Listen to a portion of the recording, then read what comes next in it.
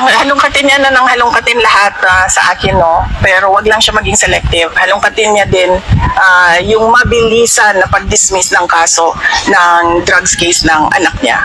At yung iba pang mga kaso at posibleng kaso ng mga kaalyado nila.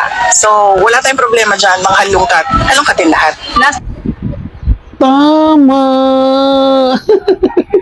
O, di ba? Palaban si BP Sara Duterte. Wala namang problema. Halongkatin nyo lahat. Pero sana, halongkatin nyo rin.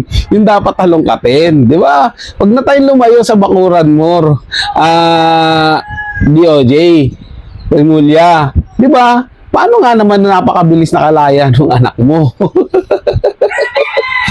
Daming nabulto yun nahuli sa kanya. At hindi pa yan, di ba? Marami na rin nagsabi. O mismo si Congressman Saldico na rin, di ba?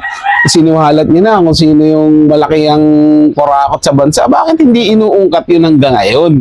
Bakit puro Duterte na lang? Naku naman po, huwag naman ninyong sabihin na masyado kayong bias, masyado kayong unsided. Pakita nyo naman sa lahat na hindi lang pang-iisang tao yung ginagawa ninyong trabaho, kundi panglahatan. Di ba? Kaya ni Remulla. Galing